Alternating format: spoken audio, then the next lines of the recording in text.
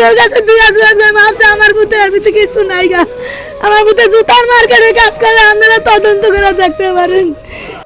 আমার ছেলে ধরে নিয়ে গেছে স্যার, আমার দুইটা সন্তান আছে, খাওয়া দাওয়ার অনেক কষ্ট, ওষুধ পানি খাইতারি না, নিবারের মানুষ, ডায়াবেটিস, দুইটা সন্তান আছে, অনেক কান্দাকাটি করে।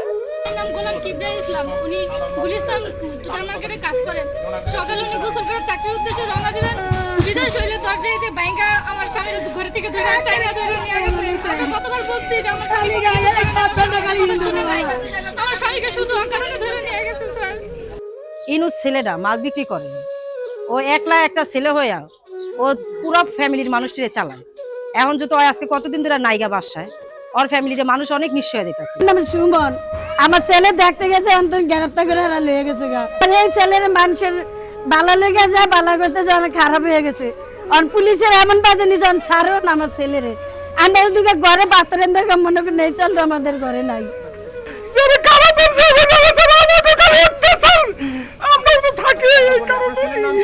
থেকে 8 জন মানুষই নিরীহ। এই মব, যেমন যেটা বলি আপনার আইনের ভাষায় বলে মব যেটা সৃষ্টি বা মব কালচার, এই মবের সাথে এই লোকগুলো জড়িত না। কেউ হয়তো মার্কেটে চাকরি করে রাতে 2টা বাজে আইসে, সকালে মোটামুটি অফিসে যাইবো, তারে ধরে নিয়ে গেছে। কেউ হয়তো সকালে যাত্রা হইতে মাছ নিয়ে আসতে, সে জানেও না যে এখানে পুলিশের রেট আছে। রেট কি সে বোঝে না, সে তো মাছ নিয়ে নিজের বাসায় নিজে ঢুকে গেছে, মাছ বিক্রি করবে। এরকম প্রায় 7 জন লোকই এটার সময় ধারণা। আপনি এটাও জানেন, একজন ছিল কুয়েত প্রবাসী, তারে পুলিশ তার পাসপোর্ট দেখার পরে তাকে ছেড়ে দিয়েছে। সে কিন্তু এই আসছে অতিথি হয়ে মাত্র 1 মাস, বাট সেও এই মব কালচারের সৃষ্টি হয়ে পুলিশ মাইরা তাকে ধরে নিয়ে গেছে।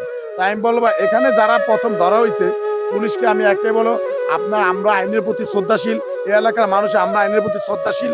আপনারা টোটালি বিষয়টা সঠিক তদন্ত করে যারা এটার সাথে জড়িত তাদের আইনের আওতায় আনেন। এছাড়া বাকি লোকগুলা সাধারণ খেটে খাওয়া মানুষ, তারা জেলে যদিও ঢুকছে, তারা এই আইন কি তারা জানে না, জেল কি তারা জানে না, কোনো খারাপ কাজের সাথে জড়িত না। তাদের অবিলম্বে মুক্তি দিয়ে তাদের সাধারণ জীবনযাপনের পথ তৈরি করতে আমি আইনের প্রতি বাধ্য থাকবো। আমি ধন্যবাদ জানাবো, যেন আইন যেন এই সঠিক বিচারটাই সাধারণ মানুষের জন্য করে। একটা 5 তারিখে যে ঘটনাটা ঘটছে, ওই জায়গায় খারাপ যে লোকটি ওটিরে পায় নাই, ভালো কিছু লোক ধরে নিছে।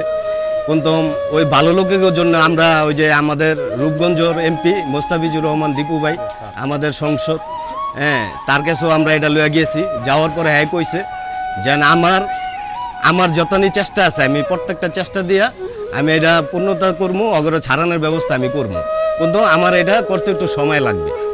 চনপাড়া একটা অনাকাঙ্ক্ষিত ঘটনা ঘটছে। এই ঘটনার সাথে যারা জড়িত, আমি মনে করি ওই লোকগুলিরে যদি প্রশাসন ধরে নিত তাহলে কোনো সমস্যা ছিল না। এখন এই ঘটনার জের ধরে আমাদের এলাকা থেকে যে সাধারণ লোকগুলি ধরে নিচ্ছে, এদের এখনও জামিন হচ্ছে না, বা এদেরকে কেন পুলিশ ধরে নিল এই বিষয়ে উপর মহলের যারাই আছে, বা বিশেষ করে প্রশাসনের দিকে দৃষ্টি আকর্ষণ করছি, যাতে নিরীহ লোকের গায়ে কোনো একটা টর্চারিং এরা না করে। যে কোনো ঘটনা ঘটলে এরা আগে আইসা ধরে নিরীহ লোকদের, এই নিরীহ লোকদের যাতে এরা না ধরে। আর যারা প্রকৃত দোষী তাদেরকে যাতে তারা ধরে। আমিও চনপাড়ার সন্তান হিসাবে আমি চাই আমার চনপাড়া মাদক মুক্ত থাক, সুন্দর একটা সমাজ থাক। এই সমাজে বিশৃঙ্খলা যারাই ঘটায় তাদেরকে পুলিশ ধরুক, এটাই চাই।